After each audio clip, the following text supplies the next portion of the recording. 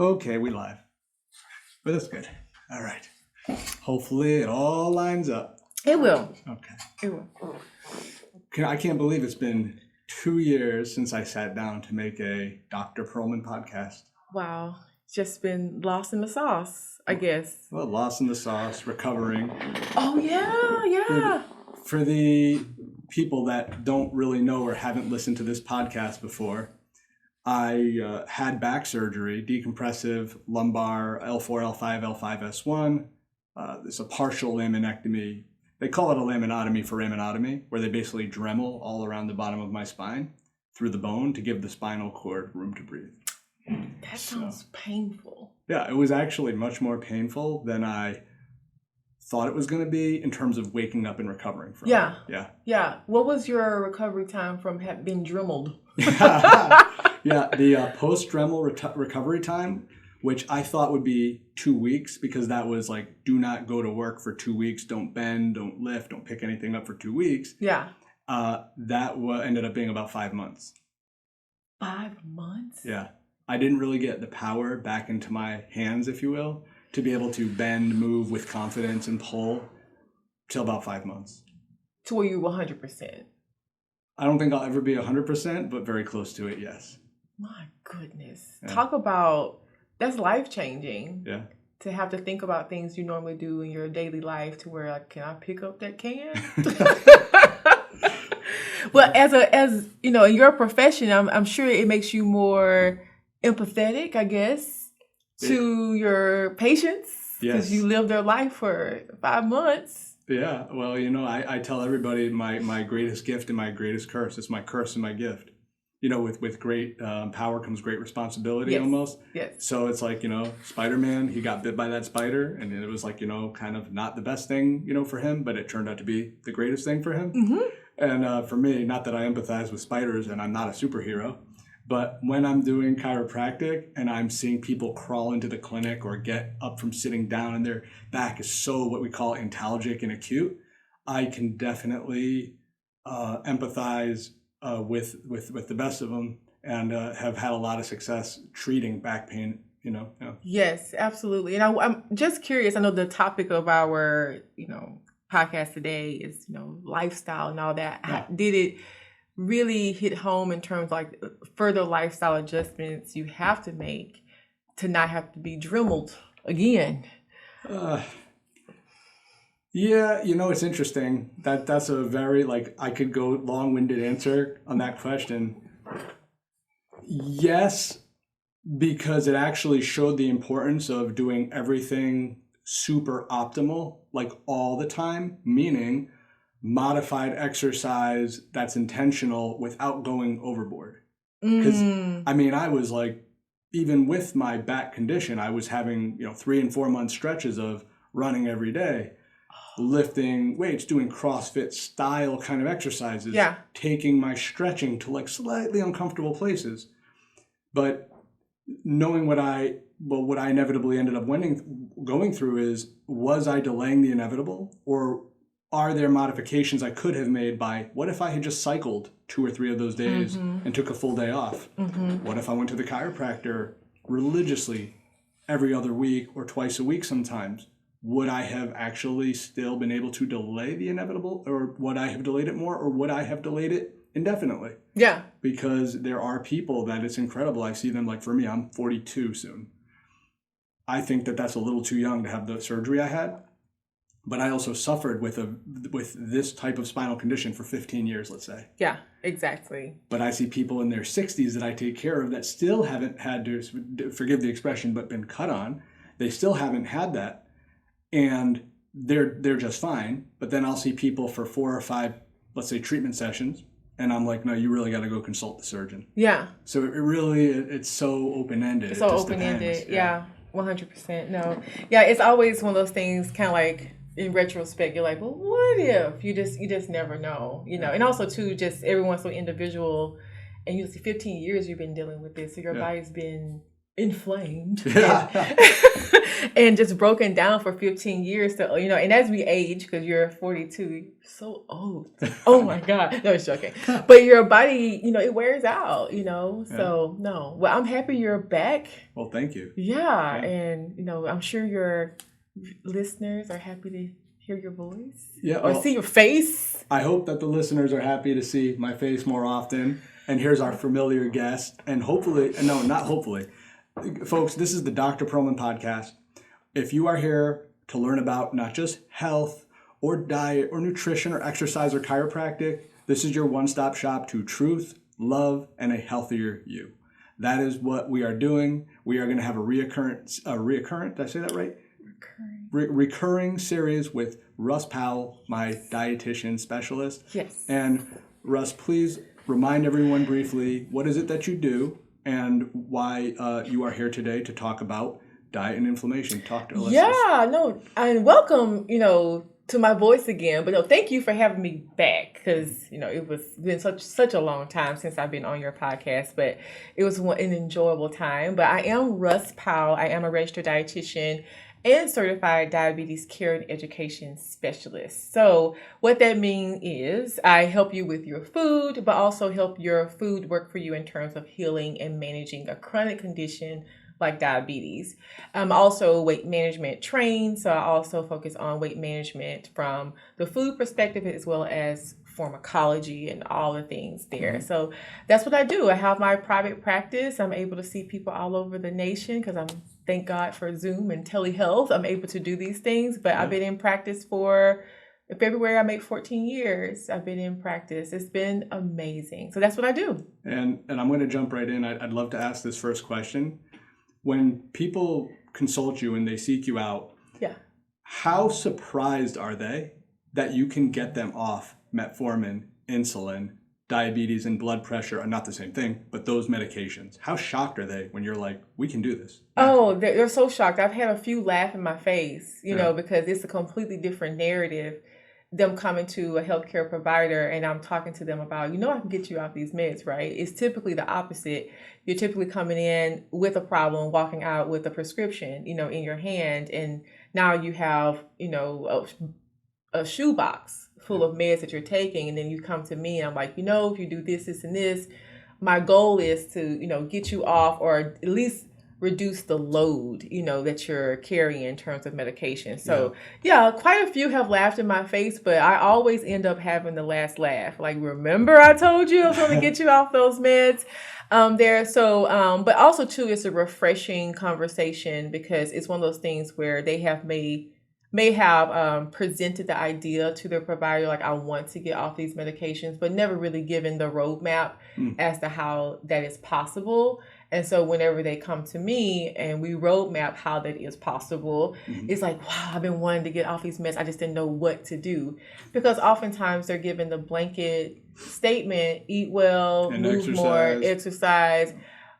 Nothing happens. They don't know what to do there. And obviously doctors are not technically trained. That's not their scope, into exercise and nutrition or whatever. So, but no, it's a refreshing conversation, but also too, it can be a scary conversation too, because sometimes the medication can be used as a blanket, a safety blanket, kind of a way out, right? Yeah. And especially if they have not been well informed on their role in nutrition and lifestyle, how it can heal you from within. They haven't had that conversation. So sometimes I thought of being off of medication, so like, wow, I don't have any room to mess up. I just let's take an extra pill or inject more insulin to correct my numbers, but I'm not going to have it anymore. And there have the few instances I've had people say, okay, Russ, I know I'm off the med, but can I keep it just in case I go off? So, because people think it's easy to be off medications, but the responsibility that comes with it, you have to be consistent, especially if we're talking about diabetes remission, where you no longer have diabetes. Okay, now you've controlled your blood sugars with no meds.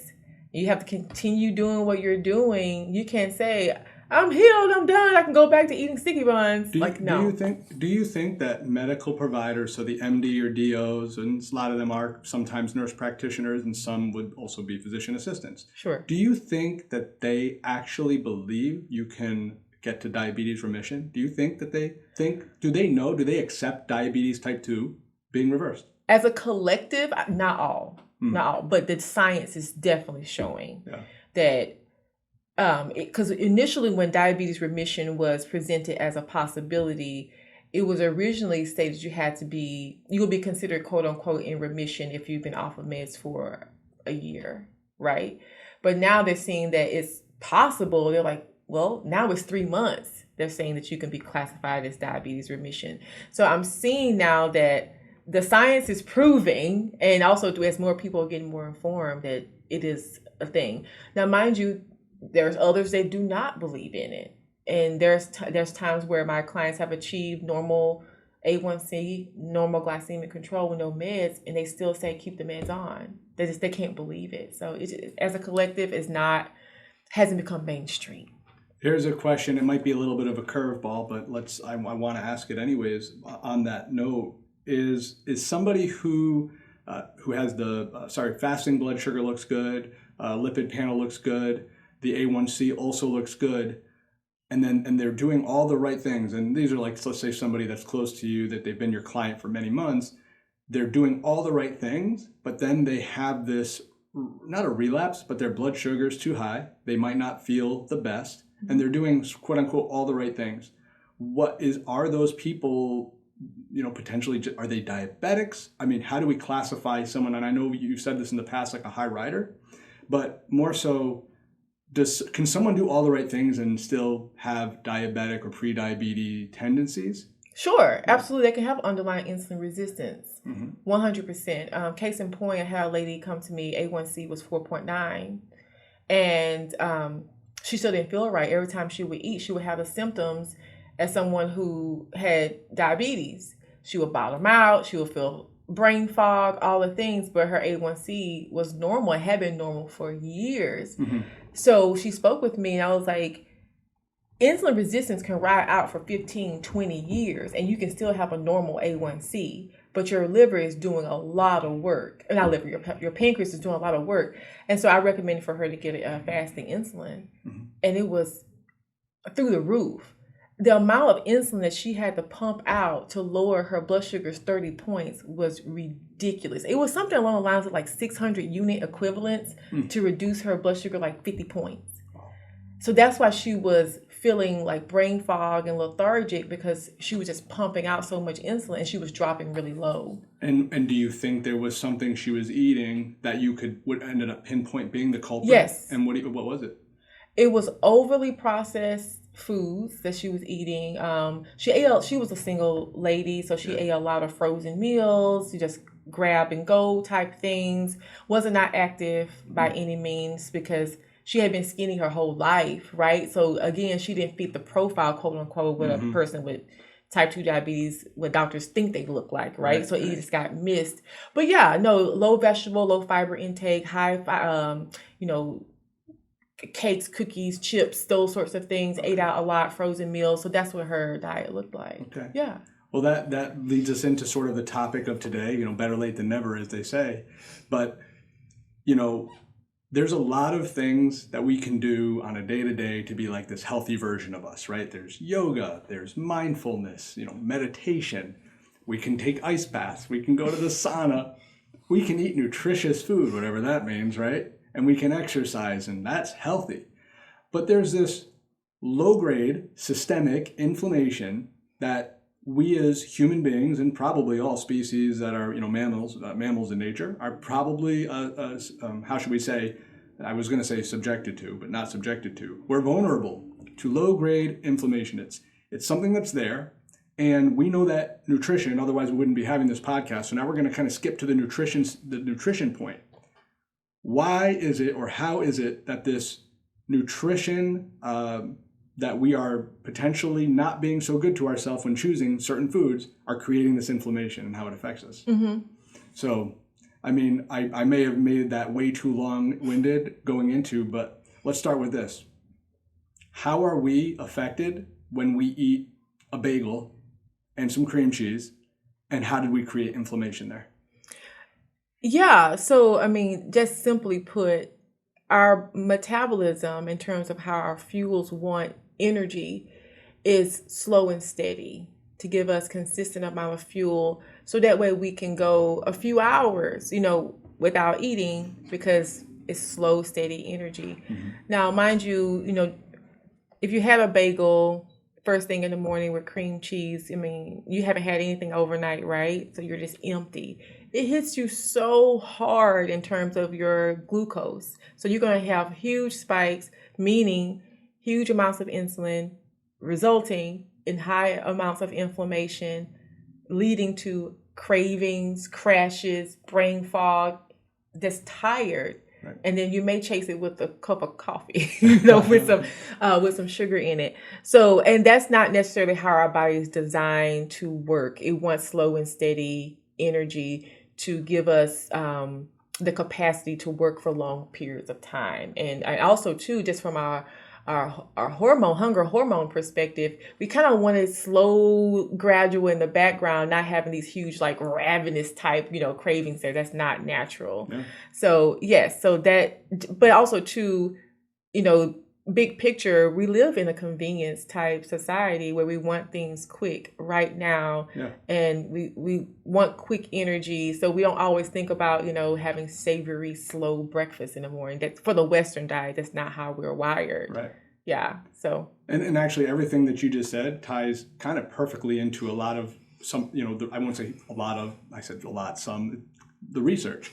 So you talked about slow and steady, slow absorption. Why slow magnesium or slow absorbing magnesium is really one of the best when it comes to doing one of the jobs that magnesium does to, on a cellular level, like absorb slower, less cramping, be around as that mineral that our body needs without it being like this big fluctuation, so to speak. You eat something, big sugar fluctuation, big spike, lots of insulin at once. And what happens? Overspilling insulin / inappropriate cytokine because of inflammation that's happening at the level of the GI. But like we were talking about this before the podcast, but the skeletal muscle loves glucose when Yes. it's working really hard. Protein and the particles that break down from protein love to go to the muscles, but they don't actually get to the muscles without the appropriate amount of glucose that's around. That's Facts. why when you're on keto, you actually lose muscle along with body fat as well. Absolutely. I'm so happy you made that point. And that's something that I teach my clients when I'm coaching them is the synergistic relationship between protein and carbohydrates. Mm-hmm. Especially if you're trying to, rebuild and recover muscle and you're trying to put on, mass. Yeah. You can't do that just with protein alone. You need a carrier. Your carrier is your carbohydrate. They work together. So if you have the right amount of carbs and protein, you're going to have a nice, plump, juicy muscle. Mm-hmm. And you're going to feel, also you're going to be able to perform well to where you're not locking up and getting cramps and all those things. So yes, but going back to the original bagel question about, what happens, something that happens with, excess amounts of processed carbohydrates and then, eating, fatty based proteins, it locks up that protein to where it doesn't get to do the job that it needs to. And then you have a cascade of inflammatory processes that happen as a result of that. So, whenever you're inflamed, there's no way you can rebuild and recover muscle, and you're going to hit walls and you can't perform. You're going to feel like that workout, the effect of it lasts 4 days when it's supposed to, like, maybe one day you're supposed to feel sore. So because you have that low grade inflammation there. So yes, the quality of our diet in terms of where we're getting our carbohydrates and the balance of the lean, high quality protein definitely helps negate some of those inflammatory processes there. That's why I always tell people you can't out-train a bad diet, especially if you think, I work out a lot, lift weights, and we're like, you've been on the same weight for 6 months. You haven't not hit any new PRs or anything because your diet is horrible. Yeah. So just to build on that point too, a lot of people that you see and I see, right? They're like past the age of, let's just say, like, I don't know, 32. I'm just kind of throwing a number out there. Yeah. It might even be more like 38 or 40, but sure. They're not 20 and younger. Yes. Because when you're young, not only are you like ramped up with a lot of like active hormones that help you have a very high and fast burning metabolism, but you also have vasculature to places that you don't really have as you age. On top of the fact that not just the vasculature to like ligaments and tendons in certain joints so that you have the ability to be more mobile and active and recover from injury faster, but actually there is a level like a DNA, RNA, like cellular level of rebuilding that these like, telomeres and other strands, they cannot repair easily as we age. It becomes much harder. So in that regard, the more bad foods, putting it back to food, the environmental or toxic, the non-environmental, the toxic insult we give to our body from something that's a refined food or a food that we can't process well, it is very, very damaging to our gut, to our overall musculoskeletal system, to our nervous system, to our brain, all the functions you mentioned. That ends up being something that is not an easy fix at all. It is not just something that like slows us down or makes us sore, but it's actually toxic. That's why I said toxic insult to our system. And that is going to be something that over time that I get a little bit, not exaggerated or excited. I like to say like, that's going to kill you. But the reality is if you have high blood pressure and if you have insulin resistance, the two of them working together, if you have some form of cardiovascular disease or diabetes that is a microvascular disease, you end up really being very unhealthy. They call stress the silent killer. And, high blood pressure, I think also is high blood pressure, they call it a silent killer. Yeah. So, I don't know why somebody said that on a podcast, got stuck in my head. But the silent killer, because let's say that you were even monitoring it at a particular moment in time and it wasn't caught, but you eat a bad meal that leads to this, stress, inflammatory response. Now you're in trouble to where you may not know you need to be at the hospital for life-saving intervention. Right. And well, your body does a really good job at trying to establish homeostasis, because it knows what normal is, right? But normal can also be redefined when it comes to the body, and I say that is for people who come to me, blood sugars close to 300 or over 300, and they're like, I didn't feel anything, I felt normal, and your body did a really good job at recalibrating itself and helping you function at that high normal. So whenever they go down to what quote unquote normal is in terms of our guidelines, they feel horrible. They're like, my vision is changing, I feel drunk and I feel awful, because now you're trying to reestablish that new normal. So your body does a really, really good job at trying to maintain quote unquote normal, but it's not sustainable. Going back to what you're talking about, the telomeres in terms of our cellular life, apoptosis, which is the cellular death of a cell.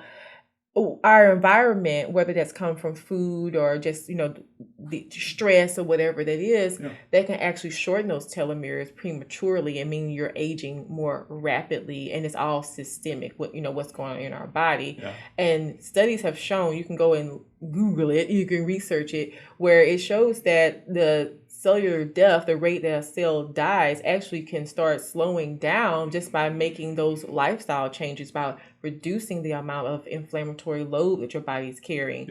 Because your body is working overtime. And something that I illustrate to my clients whenever we're talking about how long it takes for insulin resistance to turn itself into type 2 diabetes is that I tell them, like, you're like a donut. Your body caramelizes itself, it keeps putting sugar and sugar and sugar. And if you make candy, you put so much sugar to super saturation, it gets hard and it can't do anything. It gets really brittle and you can't do anything with it. And that's the same thing that's happening to us metabolically, is that we are caramelizing ourselves by having this high sugar, high, processed meat, processed carb diet, to where we're stiffening things up, whether it comes from our joints, our heart, that sort of thing there. So, there's no amount of medication. And when the original question of what do people say when you try to get on my medication, there's no amount of medication that can buy you that time back. It can help you establish what a new normal is and get you through. But in terms of your health span, the medication is not improving your health span in terms of the quality years you have left on this planet. So, and what you just said is almost like we can almost interchange it as well. Not interchange it, but it flows beautifully with you can't out-train a bad diet, because a lot of people will, God, somebody said it right in front of me the other day, and it really kind of broke my heart. They said, I hate exercise, but I do it so I can eat bad. And then they kind of laughed about it. Hey, look, over the last couple of years that I've sort of, allowed myself to indulge in some sweets and some things that I typically wouldn't eat if I was feeling my best were because I was stressed or I was a little bit down on myself. And then you start to make fun of it. But then all of a sudden, X amount weeks later or months later, like the injuries are still there. Yeah. The weight hasn't come off. You feel worse about yourself and Yeah. so forth and so on. There's a big, mental aspect that we don't really have to touch on today.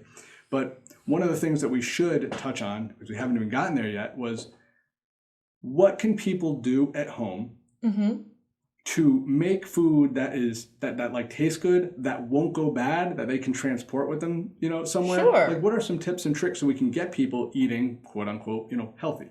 Yeah, absolutely. The first thing is retraining your palate. That you have to give your palate time to retrain itself, because if you've been living off of energy drinks, coffee, McMuffins, whatever it is, you've been living on high salt, high fat foods, your palate is used to that. So one, we got to retrain that.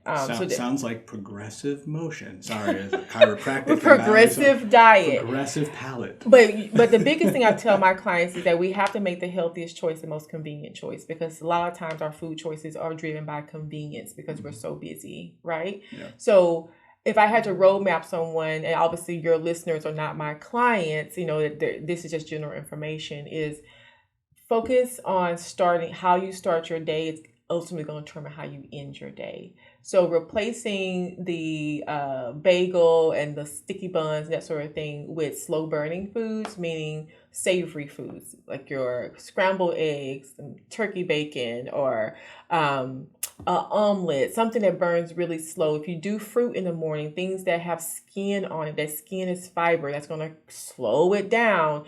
Your berries, your citrus fruits, those are going to be great options in the morning, and not starting your day with a cup of joe. The cup of joe, the stimulant, most people, especially those who have diabetes and insulin resistance issues, is that you're the most insulin resistant in the morning and you already have counter-regulatory hormones circulating. You don't want to add coffee that's going to make that worse. You have a coffee a couple hours after your breakfast, just to calm the waters. You're already inflamed and full of adrenaline from fasting and having high blood sugars in the morning. And the coffee is another stimulant. It's going to raise your blood sugars even more. And so ultimately what that's going to look like is you craving more fatty foods, salty foods, carby foods throughout the day, because your body's in that fight or flight response. So I would say start your day out savory breakfast. Within 1 hour as your feet touches the ground, you should be eating something. Don't wait till you get to the office or whatever. No, do that before. And the next thing is focusing on fiber throughout the day. That's the biggest thing, is that a lot of the Western diet, we don't have enough fiber in the diet. And that fiber is what helps us do that slow burning, plus the phytonutrients that comes with it, anti-inflammatory. Then I'm really asking, so what is the number 1 and 2? So 2 options of fiber, 2 options that we should consume fiber, because we hear that it's a little, like, even for me, I'm like, man, that sounds a little generic. So fiber should come from, you have soluble fiber, which comes from like your beans, your lentils, your whole grains, things that's whole in nature, right? You want that. That's the soluble fibers that turn to gel when it hits your tummy. That's what's going to help slow down your break down your carbohydrates. That's what's going to help your gut in terms of inflammation in your gut. That's what's going to help. And then you also you need the insoluble fibers coming from your leafy greens. That helps with slowing things down, but also help you feel full, but also add some bulk to your stool and all that. But from an intestinal level, because inflammation attacks your gut, is a lot of the carcinogens and things that's in the environment can be diluted by having more fiber. It doesn't have time to get be absorbed by the body. So all in all, to take all that, savory breakfast first, fiber throughout the day. Every opportunity you have, have salads as a starter, or some high fiber soups as a starter. for every meal, and also in your snacks, that would definitely help just regulate yourself. Okay. And then only because we are getting close to the end, because I don't want to, I mean, we've got so much time to do so many podcasts on so many topics, but I feel with everything you just said, I have to ask, is there an optimal time that you like to tell your clients that they can have something that's a little, we'll call it borderline? You know me. We've talked off camera, like I'm very staunch. I'm like, you cannot have a cookie. Like you cannot even have a banana with peanut butter, which oh my goodness. But is there a time centered around exercise or morning or night or evening or whatever? Yeah. When should somebody have their, watch my fingers everyone, their worst meal of the day? Early in the day. Okay. So how you start your day is how you should end your day typically. If you're starting your day with high protein, high fiber, savory meals, you should also end your day the same way. Okay. So in the middle of the day, like after lunch, like within a couple hours after lunch, where you have food in your tummy that's slow burning, that quote unquote cookie is not really going to have a huge impact from an inflammatory perspective because it has a lot of cushion from the good things that's already in your gut. Should people consume it and then go for their walk to burn it? Or should they go for their walk, they're burning energy, and then maybe their body uses that glucose in a better way? Consume and walk. Consume and then walk? Because just like you were saying earlier in the podcast, your skeletal muscles, that's what wants the glucose, right? Yep. So doing it after the fact doesn't really necessarily help our glucose. I mean, yeah, you get some benefit because those insulin receptors are hot from that walk. But if you want to see the best benefit, you want to consume it, then walk. Okay. Yeah. So I guess sort of as we near going a little over half an hour, which yes, it's time flies. What else? What should we talk about? Like while we wrap this podcast up, what else do the people need to know before we kind of do a little promo and say goodbye? Yeah. So it's one of those things where you should look at your health for the long haul, not just the quick fixes that may be presented to you. Yep. Always explore what is the root cause for some of your issues, because having knee pain for 6 months is not something that's all of a sudden happened. There was something brewing before. So always do a deep dive and advocate for yourself to figure out what else you can do from a lifestyle perspective, to where if you are given that injection or whatever, how can you wean yourself off of needing it so frequently? So always look for the root cause. Heck yeah, that's what we like to say. All right. So in closing, thank you for being on the podcast today. Sure. Thanks for having me. It's always great hanging out with you. So, and I'll be back. Oh, you will definitely be back. You will be back. I mean, we have so many things that I like to talk about that are right up your alley because, as you know, and my listeners from the past and a lot of my YouTube videos, I say, if you took all these like paradigms and components of health to kind of call it health, I usually like to call like 5 pillars, whether it's like sleep and don't get hurt. It's like I have this funny thing where I say don't get hurt is rule number 1. Sleep, exercise, nutrition, ability to adapt. There's various ways that I like to like call all these things and then maybe kind of wrap it all up as in like a body's ability to adapt, which is always adapting, self-healing, self-regulating to the best of its ability. Sure. Is nutrition. So I am like so adamant that like the first thing that you wake up in the morning and after you get ready to eat and you put something in your mouth, like it's got to be nutritious, and that, like you said, start the day is the way you want to end the day. And to end this podcast, guys, that's why I do this. That's why the Dr. Pearlman Podcast is committed to bringing you as much information as we possibly can when it comes to living the healthiest lifestyle possible. And it's not, research. How should we say? I don't want to call it research driven. It actually is research driven and evidence informed driven. Evidence based, 100%. I just don't want to steer you in the direction of Thomas DeLauer and Gary Brecka. Like you can listen to these people's podcasts, you can read all their books, but we want to make it very applicable to something you can take home and start today. If you ever want to reach out, our links and our bios will be in the description of this podcast. You can find us on YouTube and Instagram. And please don't ever hesitate to email us and reach out on social media. Yeah, I was going to ask you, I'm sure from this conversation is going to be a stem of a lot of questions because we high level dropped a lot of jewels, but also too, there's a lot of things that's case specific, right? So if someone wanted to reach out to you for, I guess, like to expound more on something that we said, how would they do that? Yeah, so I always people will comment, right? Like especially on YouTube, where I probably get a little bit more viewership, and you do great on Instagram, if I'm not mistaken. That's sort of probably your best forum. Platform. Excuse me. Yeah, my platform. So I just, if someone puts something in the comments, it could potentially get lost. And they can always just go to my website, Dr. Pearlman TV. And I'm like, my whole social media thing is like, other than the Dr. Pearlman podcast, is Dr. Pearlman TV. Sure. So they can, Gmail me there. You can, go to my website and then email me at my PCW Gonstead at my clinic. And for you, same thing. Like, obviously, that's not your website, but if you tell people how to do it. Yeah, absolutely. So you'll see me dropping jewels like what I did today on Instagram, which is my handle is fatloss.diabetes.dietitian. If you just put fat loss, you'll see me in there. And then also, too, if you want a personal consultation, my consultations are free. Just a roadmap where you are and what your options are. You can contact me at russpowellnutrition.com, but I'm sure Pearlman will put it into the in the bio there. But this has been a great conversation, yes.